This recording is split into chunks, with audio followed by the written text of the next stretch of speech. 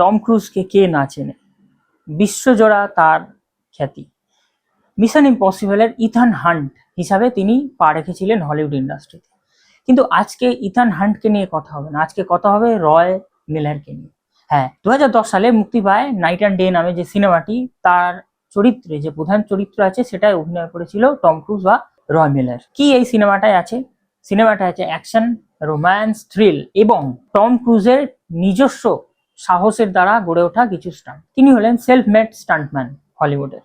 তাকে কে না দেখতে চায়, তাকে সব সময় সবাই ভালোবাসে, তাকে বেশি বেশি করে আমরা পর্দায় দেখতে চাই। টপ গান ম্যাভরিকের জন্য 2022-এ তিনি বিশ্বজোড়া খ্যাতি পেয়ে যান। আমরা ভারতীয়রা যেহেতু সিনেমা লাভার্স, আমরা সবসময় তাকে বেশি বেশি করে দেখতে চাই। তো আজকে এই নাইট অ্যান্ড ডে নিবেদন নিয়ে এই সিনেমার এক্সপ্লেনেশন আমি করব।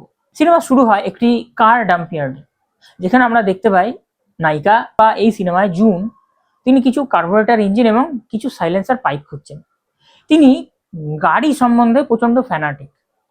এরপর তিনি সেই স্পেয়ার পার্টস নিয়ে পৌঁছে যান এয়ারপোর্টে। তিনি এয়ারপোর্টে গেছেন, তার বোনের বিয়ে তিনি অ্যাটেন্ড করতে যাচ্ছেন ব্রুকলিনে, এবং সেখানে আমরা দেখতে পাই একসাথে গল্পের নায়ক রয় মিলারকে। তিনি কি করছেন এখানে?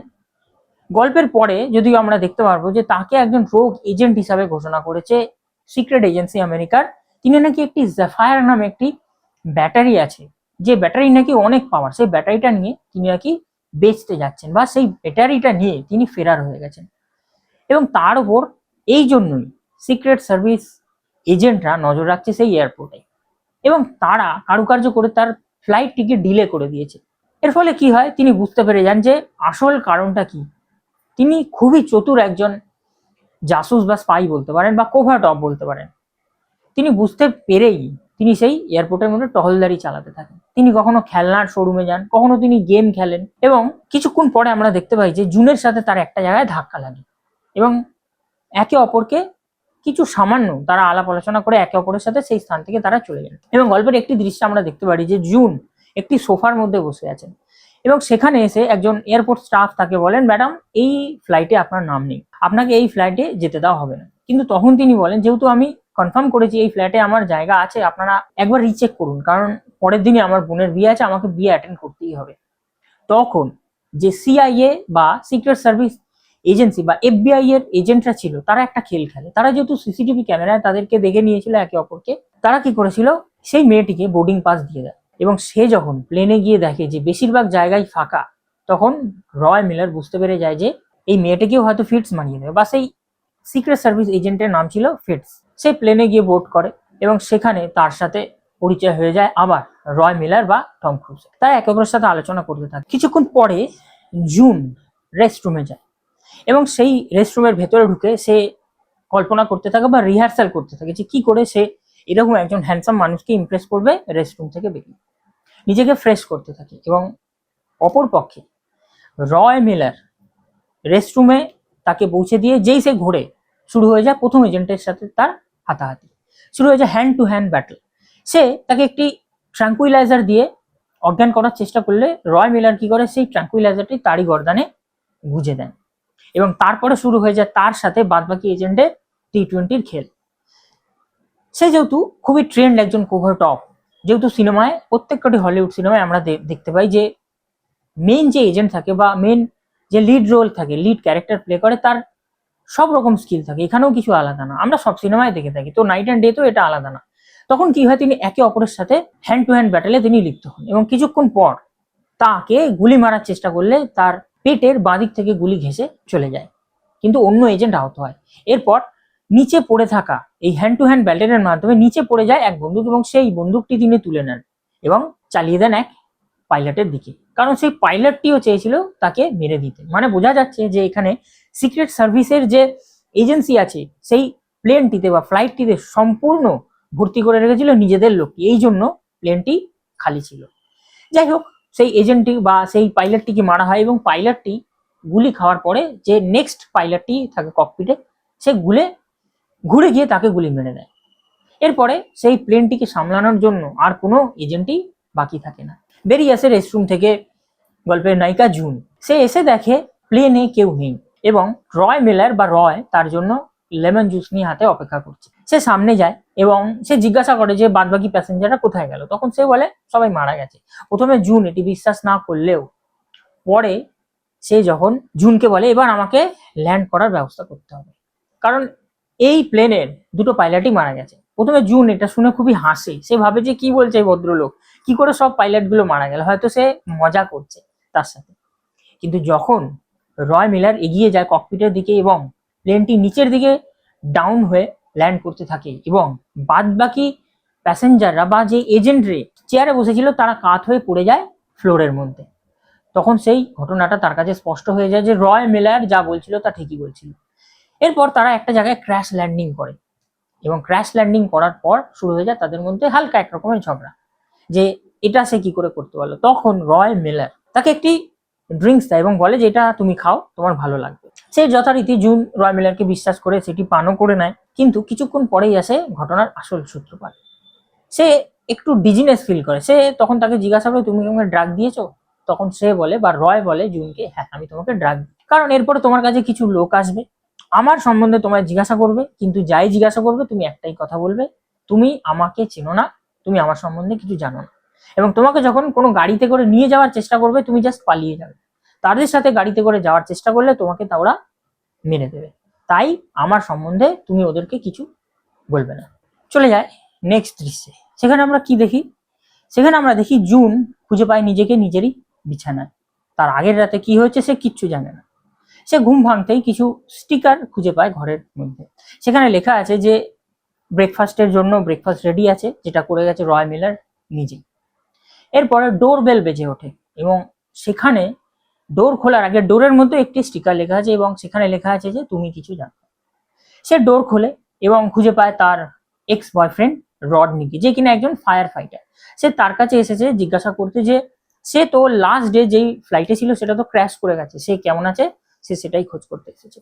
এবং শেষে জুনকে সুস্থ থেকে তাকে ডেটে নিয়ে যাওয়ার প্রপোজাল দেয় এবং সে বলে যে আমি ভেবেছিলাম যে তুমি যদি সুস্থ থাকো তোমায় ডেটে নিয়ে যাব, কিন্তু জুন তাকে সম্পূর্ণ প্রপোজালটা তার এই যেটা করেছে সেটা নাকচ করে দেয়। কেন? কারণ সে বলে যে যাদের ব্রেকআপ হয়ে যায় তারা ডেটে যায়। যাই হোক, রডনি জুনকে সুস্থ থেকে তার খুব ভালো লাগে এবং সে সেই স্থান থেকে চলে যায়। এরপর আমরা কি দেখি, এরপর আমরা দেখি সে একটি গাড়ি নিয়ে তার বোনের বিয়েতে উপস্থিত হয়, সে যে গুজে একটি ইয়েলো খুবই সুন্দর একটা জামা কাপড় বা ড্রেস পরে, এবং সেখানে সে গাড়ি পার্ক যেহেতু বাইরে করেছিল কিছু এজেন্ট এসে তাকে বলে যে ওই গাড়িটি কার আছে বা সে যে গাড়িটি করে এসেছে সেই গাড়িটি তাকে পার্কিং থেকে সরাতে বলে, যদি সে না করে তাহলে তাকে অনেক মোটা টাকা ফাইন দিতে হবে। এবং জুন তখন কি করে তড়িঘড়ি বেরিয়ে যায় সেই পার্কিং লট থেকে নিজের গাড়িটি সরাবে বলে, এবং গিয়ে যে সেই গাড়িটির মধ্যে প্রবেশ করতে যায় তাকে কয়েকজন এজেন্ট ঘিরে ধরে এবং সে পাশ কাটিয়ে যেতে চাইলে তারা তার রাস্তা আটকায় এবং তাকে তখন ফিটস তাকে জিজ্ঞাসা করে ম্যাডাম আমরা সিক্রেট সার্ভিস থেকে এসেছি, আপনাকে কয়েকটা প্রশ্ন করবো রয় মিলারকে নিয়ে। তখন সে বলে আমি কিছু জানি না, আপনারা কি বলতে চাইছেন। তখন তাকে জোর জবরদস্তি গাড়িতে তোলা হয় এবং নিয়ে যেতে যেতে ফিটস বা সেই সিক্রেট এজেন্ট তাকে জিজ্ঞাসা করে যে আপনি রয় মিলারকে চেনেন কিনা, বা ছবি দেখিয়ে তাকে বলে যে কখনো কি রয় মিলার আপনাকে সাইমন ফেক বলে কারোর কথা বলেছে। তখন জুন তাকে বলে যে না আমি রয় মিলার বা সাইমন ফেক নামে কাউকে চিনি না। তখন সেই এয়ারপোর্টের একটি সিসিটিভি ক্যামেরার ফুটেজ জুনকে দেখানো হয় এবং জুন তখন বলে যে ইয়েস কালকে আমরা বা গতকাল আমরা এয়ারপোর্টে হালকা একটু নিজেদের মধ্যে আলাপ আলোচনা হয়েছিল, ব্যাস, এছাড়া আমি কিচ্ছু জানি না। এবং এই কথোপকথন যখন চলতে থাকে তাদের গাড়িও এগোতে থাকে, কিন্তু হঠাৎই সেই সিক্রেট সার্ভিস এজেন্সির এক ড্রাইভারের মাথায় গুলি লাগে এবং অপর যে এজেন্ট তার পাশে বসেছিল সে সম্পূর্ণ কনভয়টাকে অ্যালার্ট করে দেয় যে শুটার আছে, অ্যালার্ট হয়ে যাও। এবং এইভাবেই চলতে থাকে অ্যাকশন দৃশ্য। এবং এটা যেহেতু এই সিনেমায় না সব সিনেমায় আমরা দেখি যে টম ক্রুজ একজন সেলফ মেড স্টান্টম্যান, সে নিজের স্টান্ট নিজেই করেন, এই জন্য যে একটা আলাদা রকমের অ্যাডভেঞ্চারাস ফিল্ম মেকিং এর আমরা এক্সপিরিয়েন্স পাই এই দৃশ্যে। অ্যাকশন প্যাকড এই দৃশ্যে আমরা দেখতে পারি যে টম ক্রুজ T20 ম্যাচের মতো সমস্ত এজেন্টদের চাইছড় মারতে থাকে এবং প্যাভিলিয়নে পাঠাতে থাকে বা মেরে দিতে থাকে প্রত্যেক কটা এজেন্টকে। কিন্তু জুনের এটা ভালো লাগে না, কারণ জুন চায় না যে সাধারণ মানুষ মারা যাক। সে একে একে গাড়ি স্টান্ট গুলি স্টান্ট দেখিয়ে জুনকে তাদের সেই সিক্রেট এজেন্সির হাত থেকে রক্ষা করার জন্য রয় মিলার সমস্ত রকম চেষ্টা চালায় এবং শেষমেশ সে জুনকে ছাড়িয়েও নেয়। কিন্তু জুন যখন তার পেছনে থাকে, সে যখন দুটো এজেন্টের সাথে ব্যাটেলে ব্যস্ত থাকে তখন জুন সেই স্থান থেকে পালিয়ে যায় এবং এটি ওপরে থাকা এয়ার সাপোর্ট হেলিকপ্টারে ক্যামেরাবন্দি হয়। সে পৌঁছে যায় এমন একটা জায়গায় যেখানে সে খুঁজে পায় রডনি বা তার এক্স বয়ফ্রেন্ডকে। সে খুবই নার্ভাস গোচের বা কনফিউজ মনে হয় রডনি। সে তাকে একটি জায়গায় নিয়ে গিয়ে বসায় এবং কিছু খাবার অফার করে, কিন্তু সবকিছু কথা সে না শুনেই রডনিকে বলে, রডনি লাস্ট ডে যে প্লেনটা ক্র্যাশ করেছে না তার মধ্যে আমি ছিলাম এবং সেখানে একজন লোক ছিল যে একজন রোগ এজেন্ট, সে সবাইকে মেনে নিয়েছে। এবং এই শুনে রডনি বুঝতে পারে যে এর হয়তো মাথার ঠিক নেই।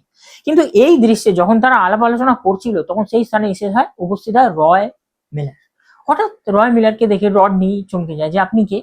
তখন বলে যে আমি রয় মিলার এবং আমি জুনের বন্ধু।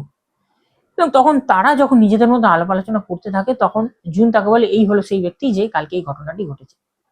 এবং এই বলার সাথে সাথেই রয় কি করে জুনের হাত ধরে এবং হ্যান্ডকাপ পরিয়ে তাকে বন্দুক দেখিয়ে রডনিকে সেই স্থান থেকে নিয়ে যেতে চায় এবং তাকে রডনিকে সে খুশ মেজাজে বলে যে দেখো তুমি আমাদের পেছন করো না, আমি চাই না যে তোমার কিছু হয়ে যায়, তুমি একজন ভালো মানুষ। এবং সে যখন বাইরে জোর জবরদস্তি জুনকে একটি গাড়ির মধ্যে ঢোকাচ্ছে তখন রডনি বাইরে বেরিয়ে আসে এবং সে বাধ্য হয় রডনির পায়ে গুলি মারতে। রডনি পায়ে গুলি খেয়ে সেই স্থানে শুয়ে পড়ে এবং সে যেহেতু ফায়ার ফাইটার তার প্রমোশন সহজেই হয় না, তখন রয় মিলার তার কাছে এগিয়ে যায়, বলে যে তোমার কিচ্ছু হয়নি, না তো কোনো আর্টারি ড্যামেজ হয়েছে না তো কোনো বোন ড্যামেজ হয়েছে, তোমার কিচ্ছু হবে না, তুমি সুস্থ হয়ে যাবে এবং এই ঘটনার এই ব্রেভারির জন্য সাহসিকতার জন্য তুমি মেডেল পাবে এবং তোমার প্রমোশন হয়ে যাবে। এবং এই বলে সে সেই স্থান থেকে জুনকে নিয়ে হাঁপিস হয়ে যায় এবং গাড়িতে করে যেতে যেতে রয় মিলার তাকে বলে যে আমি চাই তোমাকে সব সময় এই এজেন্টদের থেকে দূরে রাখতে, কারণ এরা তোমায় মেরে দেবে। কিন্তু জুন তাকে বলে আমি চাই না যে তুমি কোনো সাধারণ মানুষকে মারো, ব্যাস মানুষকে মারা বন্ধ করো। তখন সে কি করে তাকে একটি পার্কিং লটে নিয়ে গিয়ে একটি জায়গায় তাকে ছেড়ে দিতে চায় এবং তাকে বলে যদি তুমি আমার সাথে থাকো তুমি অনেক দিন বাঁচবে এবং যদি তুমি আমাকে ছাড়া বাঁচো তাহলে অনেক কম বাঁচবে। তাই তোমাকে এখন ঠিক করতে হবে যে তুমি কি করবে। তুমি যদি আমাকে ছেড়ে চলে যাও আমার তাতে কোনো আপত্তি নেই, কিন্তু এরা তোমাকে মেরে দেবে। এবং এই ঘটনাটা তাকে জুনকে চিন্তিত করে দেয়। সে একটি স্থানে যায় এবং একটু পেট্রোল পাম্পে গিয়ে রয় মিলার বাইরে দাঁড়িয়ে থাকে এবং সে ভাবতে থাকে যে কি করে আমি জুনকে নিয়ে স্থান থেকে পালাবো। এবং সে দেখতে পায় দূরে একটি ট্রাকে করে অনেকগুলি গাড়ি যাচ্ছে, তারা দুজনে সেই ট্রাকে গিয়ে বসে পড়ে এবং ট্রাকের মধ্যে গাড়ি এমন ভাবে চলছিল যেন আপনার দেখে মনে হবে তারা হয়তো ড্রাইভ করে যাচ্ছে, কিন্তু না, তারা ড্রাইভ করছে না, তারা সেই গাড়ির মধ্যে বসে আছে, সেই স্থানটাকে জাস্ট ছেড়ে চলে যেতে চাইছে। এবং এইখানে ঘটনার যে সিনেমার যে ঘটনাটা আছে সেটা ডিক্টেট করে রয় মিলার জুনকে। সে বলে যে এই দেখো এই খেলনাটা দেখছো, এটার মধ্যে একটা জিনিস আছে, খুলো। এবং জুন সেই খেলনাটা খুলতে সে খুঁজে পায় একটি ছোট্ট সাধারণ একটা মেটাল এবং সেটি খুব গরম। জুন বলে এটা তো গরম। তখন রয় মিলার তাকে বলে এর নাম কোড নেম হলো জ্যাফায়ার, এটা হলো একটা ব্যাটারি, এটা একটা ছোট শহর থেকে শুরু করে একটা বড় সাবমারিনকেও বিদ্যুৎ সাপ্লাই করতে পারবে এবং এটার চার্জ কখনো শেষ হয় না। এবং এটা যে বানিয়েছে তার নাম হলো সাইমন ফেক, সে এখনো কলেজে পড়ছে। এবং যে ফিটস নামক যে এজেন্টটা তুমি দেখলে, ওকে আর আমাকে সরকার দায়িত্ব দিয়েছিল এই সাইমন ফেককে রক্ষা বা সুরক্ষা করার জন্য, কিন্তু সাইমন ফেককে তার ব্যাটারিটা তার থেকে নিয়ে ফিটস নামক যে এজেন্ট আছে সে চোরা মার্কেটে বেচে দিতে চাইছে অ্যান্টোনিয়া কুয়েন্টানো নামে একজন ব্যক্তিকে। সে একজন স্প্যানিশ আর্মস ডিলার, তাকে বেচে দিতে চাইছে, কিন্তু সেটা রয় মিলার হতে দেয়নি। এই জন্য আমাকে রোগ এজেন্ট বলে এরা আমাকে মেরে দিতে চাইছে এই ব্যাটারিটা নেওয়ার জন্য, কারণ এই ব্যাটারিটার মার্কেটে অনেক দাম। এর পরের দৃশ্যে আমরা দেখতে পাই রয় মিলার এবং জুন পৌঁছে যায় একটি অ্যাবান্ডন বা পরিত্যক্ত ওয়ার্কশপে এবং সেখানে গিয়ে সে সাইমন ফেককে খোঁজ করতে থাকে। তখন জুন বুঝতে পেরে যায় যে এখানে সাইমন ফেক থাকে। তাকে জিজ্ঞাসা করলে রয় তাকে বলে যে আমি সাইমনকে এখানে লুকিয়ে রেখেছি এবং আমার আসতে দেরি হয়ে গেছে বলে সে চলে গেছে এই স্থান থেকে। যেহেতু শিক্ষার হলো এক রকমের ব্রহ্মাস্ত্র যেটা ছিল সাইমন ফেকের কাছে, সে কোথায় গেছে সেটার একটা কোড ওয়ার্ডে সে সেই স্থানের দেওয়ালে লিখে দিয়ে যায় রয় মিলারের জন্য। এবং রয় মিলারের মগজাস্ত্র যেহেতু একজন কোভার টপের মগজাস্ত্র, সে যে খুঁজে নেবে সেই কোডটা সেটা সাইমন ফেক জানতো। সে দেয়ালে তাক করে দেখে বা আড়া চোখে দেখে, সে দেখতে পায় যে দেয়ালে লেখা আছে আলপস এবং অপর প্রান্তে লেখা আছে ট্রেন। তার মানে সে যে কোডটা লিখে গেছে দেওয়ালে সে বলতে চাইছে বা সাইমন ফেক একটা মেসেজ দিয়েছে রয় মিলারকে যে আমি আলপসের ট্রেনে আছি। এবং তখন জুনকে রয় মিলার বলে এই ছেলেটা দেখছো সাইমন, এ খুবই ট্রেন পাগল, ট্রেনে চড়তে খুব ভালোবাসে, এই জন্য সে আমায় বলে গেছে সে কোথায় আছে। কিন্তু এই যে ওয়ার্কশপটা আছে এটা ছিল তাদের জন্য একটা ট্র্যাপ, বা জাল, সেখানে আগে থেকেই উপস্থিত হয়ে গেছিল সেই অ্যান্টোনিও কুয়েন্টেনো বা স্প্যানিশ আর্ম ডিলারের লোকজনেরা। কিন্তু রয় মিলারের স্টান্ট স্কিল মগজাস্ত্রের কাছে তারা হাঁটু গেড়ে দিতে বাধ্য হয়। তারা এলোপাথারি গুলি চালাতে থাকে রয় এবং জুনের দিকে। তারা হয়তো ভেবেছিল এই দুজনকে মেরে তারা সেই জেফায়ার ব্যাটারিটি তাদের থেকে হাতিয়ে নেবে, কিন্তু সেটা সম্ভব না। সহজেই রয় মিলারের মতো একজনকে মেরে দেওয়া তাদের পক্ষে সম্ভব হয়ে ওঠে না। এবং এখানে আমরা দেখতে পাই আরেক রকমের টি-20 ম্যাচ। প্রত্যেক কটা প্লেয়ারকে বা প্রত্যেক কটা শয়তানকে বা সেই এজেন্টদেরকে সে এক এক করে গুলি মারতে থাকে এবং শেষমেশ প্রত্যেক কটা এজেন্ট মারা যায় এবং তার সামনে হাঁটু কেটে দেয়। যদিও সিনের একটা প্রান্তে আমরা গিয়ে দেখি যেখানে যেহেতু কনফিউজ এবং একটু প্যারানয়েড টাইপের হয়ে যায় জুন, তাকে আবার গ্লুটাইন জিরো বা এক রকমের বেহোশি ড্রাগ দিতে বাধ্য হয় রয় মিলার, এবং সে তখন বেহোশ হয়ে তার গায়ের ওপর পড়ে যায় এবং এই সুযোগটা নেয় সেই এজেন্টরা। কিন্তু বেশিক্ষণ সেটা স্থায়ী হয়নি। রয় মিলার তাদের থেকে বা তাদের জাল থেকে বেরিয়ে আসতে সম্ভব হয় এবং সে তখন কি করে, জুনকে নিয়ে পৌঁছে যায় তার একটি সেফ হাউস বা সেফ গ্রাউন্ড, একটি নির্জন দ্বীপে, যেখানে জুন এবং রয় মিলার ছাড়া কেউ নেই। এরপরে আমরা দেখতে পাই যে বিছানায় শুয়ে থাকে জুন, তার হোশ ফেরে, তার ঘুম ভাঙে। সে বাইরে বেরিয়ে আসে এবং সে পরে আছে, তার পরনে আছে একটি খুব সুন্দর রেড প্যান্টি এবং বিকিনি। সে রয় মিলারকে জিজ্ঞাসা করে যে এখানে যেহেতু কেউ নেই তাহলে তাকে এই প্যান্টি এবং বিকিনিটি কে পরাল, এবং রয় মিলার তাকে বলতে বাধ্য হয় দেখো আমিই পরিয়েছি, কারণ এছাড়া আর কোনো উপায় নেই। এবং এই কথা শুনে তাদের মধ্যে একটি ছোট্ট হালকা ঝগড়া হয় এবং সেই স্থান থেকে একটি ব্যাগ নিয়ে বেরিয়ে যায় জুন। যেহেতু রয় মিলার জানতো যে বেশি দূর সে যেতে পারবে না, তাই তাকে সে আর পিছু নেয়নি জুনের। এবং একটু পরে গিয়ে সে সেই ব্যাগটির মধ্যে বা জুন সেই ব্যাগটির মধ্যে দুটি ফোন খুঁজে পায়, একটি হলো তার এবং একটি রয় মিলারের। রয় মিলারের ফোনে দেখা যায় একটি নির্দিষ্ট স্থানের কোঅর্ডিনেটস বা একটি স্থানের কোঅর্ডিনেটস, এবং অপর ফোনটি যেহেতু ছিল তার, এবং সেই স্থানে হঠাৎ করে তার বোন বা যেই বোনের বিয়ে সে অ্যাটেন্ড করেছিল তার ফোন আসে এবং সে সঙ্গে সঙ্গে সেই ফোনটি রিসিভ করে এবং তাকে বলে যে এপ্রিল আমি একটি জায়গায় আছি এবং আমি ঠিক সিগন্যাল খুঁজে পাচ্ছি না। মানে একটি নির্জন দ্বীপে থাকার ফলে সেই সিগন্যাল লস্ট হয়ে যায় এবং তাই সে ফোনটা ডিসকানেক্ট করে দেয়। সে তখন রয়কে এসে বলে যে এই স্থানে তুমি আমায় কেন এনেছো, এবং তারা একে অপরের সাথে হ্যান্ড টু হ্যান্ড ব্যাটেল মজার ছলে করতে থাকে। এবং তারা যখন এই জিনিসটি করছিল তখন তাদের উপর নজর রাখছিল স্প্যানিশ আর্ম ডিলার অ্যান্টোনিও কুয়েন্টিনো। তিনি কি করে, তা যেহেতু অনেক আর্মস আছে সে একটি আর্মস বা একটি এয়ারক্রাফট পাঠায় তাদেরকে মেরে দেওয়ার জন্য, এবং আকাশ পথে সে যেহেতু সার্ভেলেন্স রাখছিল এই দ্বীপটির ওপর, এবং সেই সিগন্যালটি পেতে সে শিওর হয়ে যায় এই স্থানে রয় মিলার এবং সেই মেয়েটি বা জুন আছে। সে তার এজেন্ট পাঠায় বা সেই এয়ারক্রাফটটিকে পাঠায় এবং বোমা বর্ষণ করতে থাকে ওপর থেকে। কিন্তু হয়রান হয়ে যায় রয় মিলার যে কি করে তারা তাদের এই কোঅর্ডিনেটস বা স্থানের হদিশ পেল। সে তো কাউকে ফোন করেনি এবং তাকেও কেউ ফোন করেনি, কারণ তার ফোনে ফোন আসা বা যাওয়া ইম্পসিবল। তখন জুন তাকে বলে আমি করেছিলাম, এবং এই কথা যখন তাদের মধ্যে হয় উপর থেকে বোমা বর্ষণ অবরত হতে থাকে এবং সেই স্থান থেকে তারা পালিয়ে যায় একটি ছোট্ট হেলিকপ্টারে করে। যদিও জুন রাজি ছিল না, তাকে আবার বেহোশ করে সেই স্থান ছাড়তে বাধ্য হয় রয় মিলার। আবার একই জিনিস, বিছানায় খুঁজে পায় জুন নিজেকে, তার ঘুম ভাঙে এবং সে খুঁজে পায় একটি সুন্দর পরিবেশে মনোরম এক বরফাবৃত পথের মাঝখানে দিয়ে, যেখান থেকে এগিয়ে চলেছে একটি চলন্ত ট্রেন। সে একজন মানুষকে জিজ্ঞাসা করে তারা কোথায় আছে, তখন সে বলে আমরা আপাতত এখন আল্পসে আছি এবং আপনি একটি ট্রেনের মধ্যে আছেন। এবং সে যেহেতু সেই প্রাকৃতিক শোভা নিজের চোখের মাধ্যমে সেটি দর্শন করতে থাকে, তার সাক্ষী হয়ে ওঠে, সে এগিয়ে যায় একটি স্থানে যেখানে ব্রেকফাস্টের জন্য সে অর্ডার দেয় এবং তার পাশে এক ব্যক্তি এসে দাঁড়ায়। সে বলে হাই জুন, তুমি কেমন আছো। এই কথা বলতে জুন ভেবেছিল সে তাকে চিনল কি করে, তখন সে আন্দাজেই বলল তুমি কি সাইমন ফেক। সে তখন বলে হ্যাঁ আমি সাইমন ফেক। কিন্তু সে এটাও বলে যে আমি রয়কে যেহেতু কল করতে পারবো না এবং রয় আমাকে কল করতে পারবে না, তাই তার ফোনে রয়কে কল করা সম্ভব না।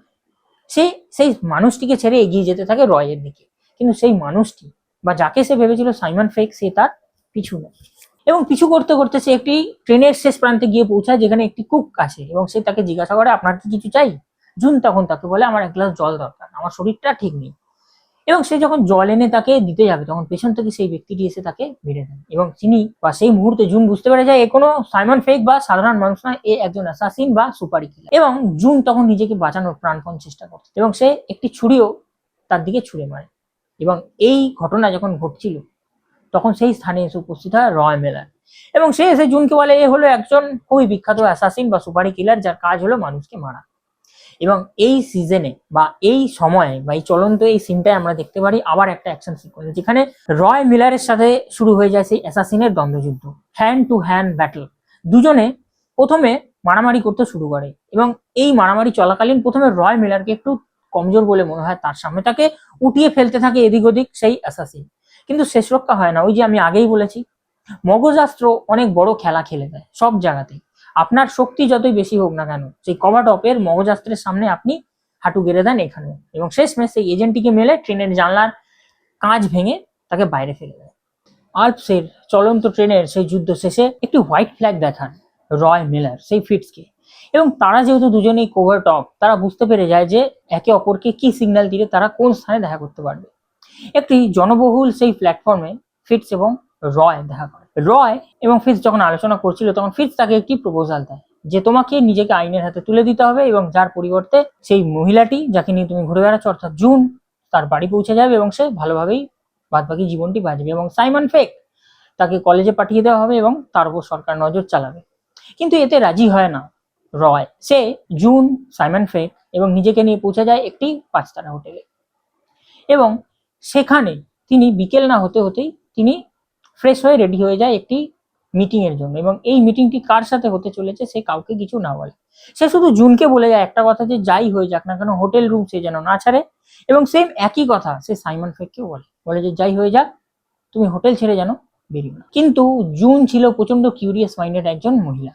সে কি করে, রয়ের পেছন নেয়, অন্ধকার গলির মধ্যে সে পেছন করতে থাকে রয় মিলারের, এবং একটি স্থানে এসে সে লুকিয়ে যায় এবং দেখতে পায় যে রয় মিলার এক অজানা মহিলার সাথে দেখা করতে গেছে, এবং সেই মহিলাকে নিয়ে সে একটি হোটেল রুমের মধ্যে গিয়ে বসে এবং ওয়াইন অর্ডার করে। কিন্তু তাদের কথোপকথন শোনার জন্য একটি জানলার পেছনে আশ্রয় নেয় জুন, এবং সে সম্পূর্ণ ব্যাপারটি শুনতে পায় যে রয় মিলার পৌঁছে গেছে ওই অজানা মহিলার সাথে কথা বলতে, কোনো ডেটে না, বরঞ্চ সেই জেফায়ার ব্যাটারির সওদা করতে বা সেটাকে বেচে দেওয়ার জন্য। এবং যেখানে সেই মহিলাটির কানে একটি হেডফোন ছিল, সেই হেডফোনের অপর প্রান্তে ছিল অ্যান্টোনিও কুয়েন্টিনো বা সেই স্প্যানিশ আর্ম ডিলারটি। সে ডিরেক্টলি তাকে বলে যে দেখো আমার খিদে অনেক বেশি, যদি তুমি কোনো সওদা করতে যাও তাহলে আমি তার জন্য রাজি আছি, তোমার হাতে সময় খুব কম আছে, তাই তোমাকে ঠিক করতে হবে তুমি ব্যাটারিটা নিয়ে নেবে কি নেবে। তখন অ্যান্টোনিও কুয়েন্টিনো তাকে বলে রাগ করো না, তোমার আইল্যান্ড উড়িয়ে দিয়েছে বলে তোমার এত রাগ। যাই হোক, সে সেখান থেকে বেরিয়ে যায়, সে হোটেল রুমে চলে যাওয়ার তোড়জোড় শুরু করে রয় মিলার, এবং মনক্ষুণ্ণ হয়ে মনে খুবই কষ্ট পেয়ে রাস্তা দিয়ে হেঁটে হোটেলের দিকে আস্তে আস্তে যাচ্ছিলেন গল্পের নায়িকা জুন। হঠাৎই তার মুখে গাড়ির আলো পড়ে এবং গাড়ির মধ্যে থেকে বেরিয়ে আসে সেই পুরনো সিক্রেট এজেন্ট। এরপরে সিন শিফট হয়, আমরা দেখতে পারি একটি অফিসের মধ্যে বসে আছে জুন, এবং তার সামনে আছে ইসাবেলা জর্জ বা সিআই এর কভার্ট বা এসপিওনাজ বা স্পাই এজেন্সির ডিরেক্টর ইসাবেলা জর্জ। তিনি তাকে বলেন যে তোমাকে আমাদের সাথে কোঅপারেট করতেই হবে, কারণ তুমি নিজেই শুনতে পেয়ে গেছো যে রয় মিলার নিজেকে বলেছে যে সে সেই জেফার ব্যাটারিটি সুরক্ষা বা সুরক্ষিত রাখতে চাইছে, কিন্তু সে নিজে যখন সেটা সওদা করছে তখন তোমাকেই বুঝতে হবে যে সে আসলে কি, সে রোগ এজেন্ট না দেশভক্ত। তখন ফিস কি করে, তাকে একটি ট্রান্সমিটার দেন যেটি পেনের মতো দেখতে, এবং তাকে বলে যে তোমাকে কোঅপারেট করার জন্য শুধু এটার বাটনটা টিপতে হবে, তুমি যখন জানতে পেরে যাবে যে জেফার ব্যাটারিটি রয় মিলারের কাছে আছে এবং কোথায় আছে, ব্যাস তোমার এইটুকুনি কাজ, আমাদের সাথে এই কোঅপারেশনটা করে দাও, তুমি তোমার বাড়িতে সুরক্ষিত পৌঁছে যাবে। এরপর আমরা দেখি যে একটি হোটেলে একটি কোণে একটি টেবিলে বসে আছে জুন, এবং রয় সেখানে আসে।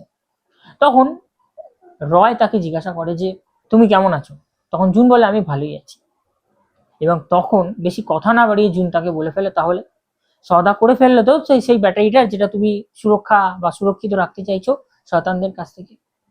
রয় মিলার তাকে বলে তুমি এর বিন্দু বিসর্গও জানো না, তাই বেশি কথা না বলাই ভালো। এবং এই মুহূর্তে জুন খুব রেগে যায় এবং তাকে বলে আমি বাড়ি যাচ্ছি এবং আমার পেছন তুমি যাতে আর না করো। এবং তারা চায় যে, মানে জুন চায় বেসিক্যালি যে তাদের মধ্যে যাতে আর কোনো কন্ট্যাক্ট ফার্দার না থাকে, ব্রেকআপ করে নিতে। এবং সেই ট্রান্সমিটারের সুইচটি টিপে দেয়, এবং টিপতেই তখন সিআইএ কোভার্ট এজেন্টরা বা ফিল্ড এজেন্টরা জানলা ভেঙে পৌঁছে যায় সেই স্থানে। কিন্তু একজন ওভারটপ যে এরকম স্কিলফুল, যে কিনা রয় মিলারের মতো সাংঘাতিক, তাকে কি কয়েকটা কোভার্ট এজেন্ট ধরতে পারবে? কারণ সেই যখন ট্রান্সমিটারটাকে দেখেছিল পেনের মতো, সে তখন বুঝতে পেরে গেছিল যে আসলে জুনেরকে বা জুনকে কারা তুলে নিয়ে গেছিল এবং জুনের কাছে আসলে ওটা কি, এবং সে মতো সে ব্যবস্থাও নিয়ে নেয়। এবং আমি আগেও বলেছি যে যেহেতু টম ক্রুজ বা রয় মিলার হলো যে একজন সেলফ মেড স্টান্টম্যান, সে নিজের স্টান্ট নিজেই করেন। আমরা ট্রেনের দৃশ্য দেখেছি, আমরা গাড়ির দৃশ্য দেখেছি, অ্যাকশন সিকোয়েন্স দেখেছি, কিন্তু এখানে একটা নতুন সিকোয়েন্স উদ্ভাবন করা হয় ডিরেক্টর। সে কি করে, বিভিন্ন বাড়ির ছাদে এই শ্যুটটা নেন। তিনি টম ক্রুজকে বা রয়কে এখানে বাধ্য করেন সেই বাড়ির ছাদের উপর দিয়ে দৌড়ে যেতে।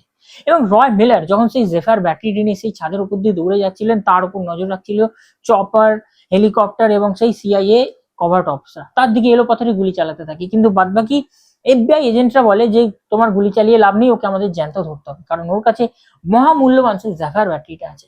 ওকে আমরা জ্যান্ত না ধরলে সেই জেফার ব্যাটারিটাও আমাদের হাত থেকে বেরিয়ে যাবে। এবং যখন এই অ্যাকশন সিকোয়েন্সটা চলছিল, রয় মিলার দেখিয়ে দেয় তিনি কেন সবকিছু বিদ্যাতেই সিদ্ধহস্ত। তিনি সে ছাদের ওপর দিয়ে লাফাতে লাফাতে এক ছাদ থেকে আরেক ছাদে দৌড়ে যান, কিন্তু শেষমেশ যেহেতু তাদের কাছে এয়ার সাপোর্ট ছিল, সেই চপার ছিল তাকে ধরার জন্য, তার একটি গুলি লাগে এবং সে উপর থেকে নিচে এক নদীতে পড়ে যায়। এরপরে যেই হোটেলে বা যেই 5 স্টার হোটেলে জুন, সাইমন ফেক এবং রয় মিলার ছিল, সেখান থেকে সিআইএ বা এফবিআই এর কোভার্ট অফিসাররা উদ্ধার করে সাইমন ফেককে।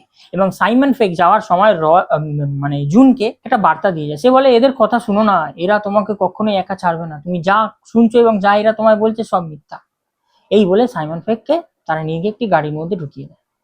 এরপর জুনকে ইসাবেলা জর্জ বলে যে আমরা রয়ের লাশটাকে খুঁজছি, কারণ ওর কাছে জেফায়ার ব্যাটারি আছে, আর যেটা খুবই মহামূল্যবান। সো এই দৃশ্যে এখানেই জবনিকা টানা হয়। এরপরে আমরা দেখি যে জুন ফিরে যায় তার বাড়িতে, সে ঘুম থেকে ওঠে এবং তার সিস্টারের বা বোনের ওয়েডিং সেরেমনিতে তিনি উপস্থিত হয়। সে যেন কেমন একটু শান্ত টাইপের হয়ে গেছে, আনমনা টাইপের হয়ে গেছে। স্বাভাবিক, একটা অ্যাডভেঞ্চারাস জীবন কাটানোর পর যখন আপনি কোনো বোরিং জীবনে বা আপনার গতানুগতিক জীবনে ফিরে আসবেন, তখন এই জিনিসটা হওয়াটাই স্বাভাবিক। জুনের ক্ষেত্রেও সেই জিনিসটাই ঘটেছিল এবং সে আস্তে আস্তে ধীরে ধীরে নিজেকে বোর রুমের মধ্যে দিয়ে কাটাতে বাধ্য হয়েছিল। হঠাৎই তার মাথার মধ্যে একটা জিনিস স্ট্রাইক করে, একটা অ্যাড্রেস, এবং সেই অ্যাড্রেসটা হলো 5826 অ্যামাপোলা, যেটা সে আইল্যান্ডে রয়ের ফোনের বা রয় মিলারের ফোনের মধ্যে যে কোঅর্ডিনেটসটা সে দেখতে পেয়ে গেছিল। সে তার গাড়ি কালেক্ট করবে বলে পৌঁছে যায় তার গ্যারেজে, এবং সেখান থেকে 5826 অ্যামাপোলার দূরত্ব কত সেটা সে জেনে নেয়, এবং তার গাড়ি নিয়ে সে বেরিয়ে যায় সেই ডেস্টিনেশনে। এবং সেই ডেস্টিনেশনে গিয়ে সে গাড়ি পার্ক করে এবং বাইরে একটি টেলিগ্রাফ বক্সের মধ্যে লেখা আছে নাইটস, এবং সে উকি মারে ঘরের মধ্যে বাইরে থেকে যে ভেতরে কি হচ্ছে এটা দেখার জন্য। হঠাৎই এক বৃদ্ধ লোক তার দিকে তাকায় এবং তার চোখে চোখ পড়ে যায় এবং সে ভয় পেয়ে যায়, এবং সে পালানোর চেষ্টা করলে হঠাৎ করে সে স্প্রিংকলার দিয়ে জল তার গায়ের মধ্যে ছিটিয়ে দেয়, এবং সেই বয়স্ক ভদ্রলোক একটি বন্দুক নিয়ে বেরিয়ে আসে এবং তাকে জিজ্ঞাসা করে তুমি কে, এত রাতে তোমার কি চাই। তখন জুন বলে ওঠে আমার কাছে একটা পার্সেল ছিল, আপনি পুরনো গাড়ির পিস্টনের অর্ডার দিয়েছিলেন। এবং সেই ভদ্রলোকের পিছু পিছু বেরিয়ে আসে তার স্ত্রী এবং তাকে বলে যে ওকে দেখো তো, একটা মেয়ে। তখন সেই ভদ্রলোক বা বৃদ্ধ ভদ্রলোক বলে ওঠে আমি কোনো কিছুরই অর্ডার দিইনি, তো এখানে কি করছে। তখন সে ভদ্রমহিলা বলে অন্তত ওকে ঘরে তো আনো, ও ভিজে গেছে, ওকে কাপড় শুকনো করার তো একবার সুযোগ দাও। এবং এই বলে জুনকে তারা ভেতরে নিয়ে যায়। এরপর সেই ঘরের চারিদিকে তাকাতে তাকাতে জুন জিজ্ঞাসা করে স্যার আপনি কি রয় মিলার বলে কাউকে চেনেন। তখন সেই ভদ্রলোক বা বয়স্ক ভদ্রলোক রেগে যায় এবং সে বলে ওঠে আপনি কি বলতে চাইছেন। তখন সে চুপ করে যায় এবং তখন তার স্ত্রী ঘর থেকে বেরিয়ে আসে এবং তাকেও জুন একই প্রশ্ন করে যে রয় মিলার কে। তখন সে চুপ হয়ে যায় এবং বলে যে আপনার কাপড় ওখানে, যদি শুকিয়ে যায় তো আপনি যেতে চাইলে যেতে পারেন। এবং সে কথা না বাড়িয়ে যখন এগিয়ে যাচ্ছিল, হঠাৎই ঘরের মধ্যে রাখা একটি স্থানে বা একটি জায়গায় তার চোখ পড়ে। সে একটা ছবি দেখতে পায় এবং সেখানে সেই ছবিতে দেখতে পায় সে রয় মিলারের ছোটবেলাকার ছবি। সে দাঁড়িয়ে যায়, সে অবাক হয়ে যায় যে এই তো সেই রয় মিলার, তবু এরা কেন বলছে রয় মিলারকে এরা চেনে না। তখন সেই ভদ্রমহিলা বা বয়স্ক ভদ্রমহিলা এগিয়ে আসে এবং সে বলে যে এটা হলো আমার ছেলে, 40 বছর আগে আমরা একে হারিয়েছি। এই যখন খুব ছোট ছিল তখন একাই বড় বড় লেক এরা পার করে দিত, এ স্কাউট টিমে ছিল, এবং এ যখন নিজের ডিউটি করছিল তখন দুজনকে বাঁচাতে গিয়ে একটি হেলিকপ্টার ক্র্যাশে বা প্লেন ক্র্যাশে সে মারা যায়। এর নাম ম্যাথিউ। তখন সে বুঝতে পেরে যায় যে আসলে যে রয় মিলার বলে নিজেকে পরিচয় দিয়েছে সে কোনো রয় মিলার না, সে হলো ম্যাথিউ। এবং এই ছেলে যেহেতু এক শ্বাসে বা ওয়ান ব্রিথে একটা নদী পার করে দিতে পারে, তাই যে নদীতে সে পড়ে গেছে তখন জুনের কাছে এটা স্পষ্ট হয়ে যায় সে মরেনি, সে এখনো বেঁচে আছে। এবং সেই স্থান থেকে সে বেরিয়ে বাইরে নিজের গাড়িতে অপেক্ষা করে এবং সে ট্রান্সমিটারের মাধ্যমে একটা ট্রান্সমিট করে একটা কল। সে বলে যে আমি জুন হ্যাভেন এবং আমার কাছে জেফায়ার ব্যাটারি আছে, এবং কেউ যদি আমার এই ট্রান্সমিশনটা শুনছে তাহলে আমি 28 হ্যামিশায়ারে বা একটি অ্যাড্রেসে অপেক্ষা করছি, এখানে এসে কালেক্ট করে নাও। এবং সেই ট্রান্সমিটারটা শুনতে পেয়ে যায় সেই স্প্যানিশ আর্ম ডিলার অ্যান্টোনিও কুইন্টানো, এবং সে তার লোকজনকে পাঠিয়ে দেয় সেই স্থানে, এবং তার ব্যাটারি বা সেই গাড়ি থেকে বেরিয়েছে তার ব্যাটারিটাকে শো করে এবং তার মুখে সম্পূর্ণ কালো কাপড় দিয়ে দেয়, এবং এখানেই সেল হয় এই সিন। এবং আমরা দেখতে পারি যে সাইমন ফেককে যখন নিয়ে যাচ্ছিল এজেন্ট ফিটস, তার পাশে বসেছিল অন্য এক এজেন্ট, এবং সে সেই ফিটস রল বা ফিটসকে বলে, ফিটস আমরা কি উল্টো রাস্তায় যাচ্ছি, আমাদের যে ডিরেকশনটা আছে সেটা তো সাউথে, কিন্তু আমরা যাচ্ছি অন্য নর্থ দিকে। তখন ফিটস তাকে বলে ওঠে, হ্যাঁ তুমি একদম ঠিকই বলেছো, আমি উল্টো দিকেই যাচ্ছি, এবং এই বলেই সে সঙ্গে সঙ্গে তার বন্দুকটি বার করে এবং সেই এজেন্টকে মেরে দেয়। এবং সাইমন ফেক তখন তার পেছনে বসেছিল, সে ভয় পেয়ে যায় এবং সে একটি কল করে অ্যান্টোনিও কুইন্টানোকে, এবং সে বলে আমি খুব শীঘ্রই স্পেনে চলে আসব এবং তোমার জন্য অপেক্ষা করব সেই স্থানে যেখানে আমরা একসাথে দেখা করি।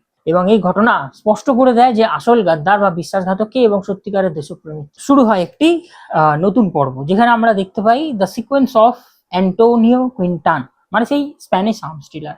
তার লোকেরা যেহেতু জুনকে কিডন্যাপ করে, বা কিডন্যাপ না, জুন নিজেই তাদের আমন্ত্রণ জানিয়েছিল তাকে তুলে নিয়ে যাওয়ার জন্য, যে তার কাছে সেই জেফের ব্যাটারিটা আছে, তারা তাকে তুলে নিয়ে যায় এবং একটি প্রাসাদের মতো একটি বড় একটি বাড়িতে তাকে বেঁধে রাখা হয়, এবং সেখানে তাকে বলা হয় যে তুমি যে ব্যাটারিটা এনেছো না সেটা নকল, তাই আসল ব্যাটারিটা কোথায় আছে বলে দাও, নাহলে তোমাকে মেরে দেওয়া হবে।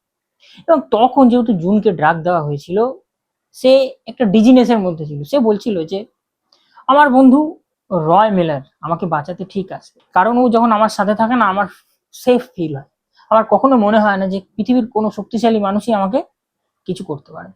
এবং এই দৃশ্যে আমরা একটা বলিউড টাচ দেখতে পাই যে একটি ছাদের মধ্যে একটি লোক বুট পরে হতো, এবং তার ফোকাসটা, ক্যামেরার ফোকাসটা রাখা হয় তার বুটের মধ্যে, এবং সে আস্তে আস্তে এগিয়ে যায়, এবং আমরা দেখতে পাই সে নজর রাখছিল ফিটসের ওপর, কারণ ফিটস যেহেতু বলেছিল যে স্পেনে পৌঁছে যাবে সেই ব্যাটারিটা ডিল করার জন্য, বা সাইমন ফেক তার কাছে আছে, সাইমন ফেককে অ্যান্টোনিও কুইন্টানার হাতে দিয়ে সে কিছু টাকা নেবে, কারণ অ্যান্টোনিও কুইন্টানা সেই ব্যাটারিটা যে বানিয়েছিল তার প্রতি তার নজর ছিল, দুটোই তার কাছে লাভবান ছিল, হয় ব্যাটারি নয় ব্যাটারি যে বানাতে পারে। ফিটস হঠাৎই আওয়াজ পায় জুনের, সে দেখতে পায় যে জুনকে কয়েকজন লোক কোথাও যেন নিয়ে যাচ্ছে তাকে মেরে দেবে বলে, এবং তখনই সে বুঝতে পেরে যায় যে তাকে একটা কিছু করতে হবে, নাহলে এই বেকসুর মেয়েটা জুন মারা যাবে। এবং যেতে যেতে জুন তাদেরকে বলে যে সলবার্গে আমি একটা মস্ত বড় ভুল করেছি, কারণ রয় মেলার যে ছিল না, সে চাইছিল আমি ওর পেছন করি এবং তাই ডিল সম্বন্ধে জানতে পারি, এবং ডিলের ব্যাপারটা আমি এফবিআই কে বলে দিই, এবং এফবিআই আমি তাদের সাথে কোঅপারেট করছি এই ভেবে আমাকে বাড়ি যেতে দেবে, এবং রয় এটাই চেয়েছিল, কারণ রয় আমার সবসময় ভালো চেয়েছিল, কিন্তু আমি সেটা বুঝতে পারিনি, কিন্তু তোমরা আমায় কোথায় নিয়ে যাচ্ছ। তখন বাদবাকি যারা ছিল সেই গুন্ডা বা শয়তানের দল, তারা বলে তোমাকে মারতে নিয়ে যাচ্ছে, এবং এই স্থানে আমরা দেখতে পাই রয় মিলার তাদের পিছনে এবং একটি চাবুক তোলে হাতে, এবং তিনি পেছন দিক থেকে আস্তে আস্তে এক একজনকে মারতে থাকে, এবং শেষমেশ তিনি লাস্ট এক ব্যক্তিকে ধরেন এবং তাকে বলেন যে তোর মালিককে গিয়ে বলবি যে আমি জুনকে নিয়ে যাচ্ছি আর জেফার ব্যাটারি আমার কাছে আছে, এবং ওকে এটাও জানাস যে আমি যদি তার কাছে চলে যাই তাহলে সেটাই হবে তার শেষ দিন। এবং জুন যেহেতু ডিজিনেসের মধ্যে ছিল, জুনকে যেহেতু কোনো একটা ড্রাগ দেওয়া হয়েছিল যার ফলে সে ফোকাস করতে পারছিল না, সে রয়কে বলে যে রয় তুমি আমায় এতদিন পরে দেখলে তুমি কি খুশি হওনি, তুমি কি চাও না যে আমি তোমার সাথে থাকি। তখন রয় বলে হ্যাঁ আমি খুব খুশি আছি, আপাতত এই যে মুশকিল সময়টা আছে এটা থেকে বেরিয়ে যাই, তারপরে তোমার সাথে কথা বলছি। এবং এই দৃশ্য হতে হতে থাকে, এবং এই দৃশ্যে আমরা দেখতে পাই একটা নতুন সিকোয়েন্স, যে ব্যাচটা রয় মেলার সেই হোটেলের মধ্যে সলবার্গে সাইমন ফেকের মুখে লাগিয়েছিল, সেটা ছিল আসলে একটা ট্র্যাকার, কারণ সে হয়তো জানতো যে এই ট্র্যাকারটা দিয়ে হয়তো আমি তাকে কখনো ট্র্যাক করতে পারবো, এবং সে সেটাই করে। সে সাইমন ফেককে যখন ফিটস নিয়ে যাচ্ছে গাড়ির ডিক্কির মধ্যে বন্দি করে, সে নজর রাখে সাইমন ফেকের সেই ট্র্যাকারের উপর, এবং সে পিছু নেয় সেই গাড়ির একটি গাড়ি করে। এবং যেহেতু সেদিন স্পেনে ছিল বুল ফাইট ডে, আমরা এখানে একটা বুল ফাইটের দৃশ্য আমরা দেখতে পাই, এবং সেই বুল যে কতটা শক্তিশালী খতরনাক হতে পারে তার একটা সিকোয়েন্স এখানে দেখা হয়েছে। এবং এখানে আরো একটা সিকোয়েন্স দেখানো হয়েছে, আর যেটা হলো টম ক্রুজের সেই বিখ্যাত দৌড়, যে বিখ্যাত দৌড় শুরু হয়েছিল 1986 সালে মিশন ইম্পসিবল এর ফার্স্ট পার্টে, সেই দৌড় এখনো অবধি চলে যাচ্ছে। সব সিনেমাতেই দেখবেন এটা একটা কমন থাকে, তার অ্যাকশন স্টান্ট, এখানে কিছু স্টান্টও দেখানো হয়, এবং তার সেই বিখ্যাত দৌড়।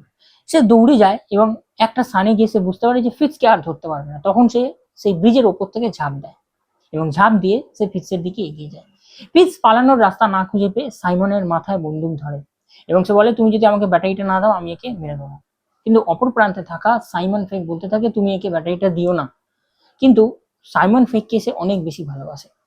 সাইমন ফেক যেহেতু খুবই ছোট তার কাছে, তাকে খুব স্নেহ করে এবং তার প্রাণটা বাঁচানোর জন্য সরকার যে তাকে দায়িত্ব দিয়েছিল সেটা সে তখনও ভোলেনি। তাই সে তার হাতে থাকা বন্দুক জলে ফেলে দেয় এবং তার হাতে থাকা জেফার ব্যাটারি ফিটসের দিকে ছুড়ে দেয়। এবং তখন সাইমন ফেক একটা ভুল করে ফেলে। সে বলে ওঠে, ঠিক আছে তুমি দিয়ে দিয়েছো, কোনো অসুবিধা নেই, আমি আরো একটা বানিয়ে নেবো।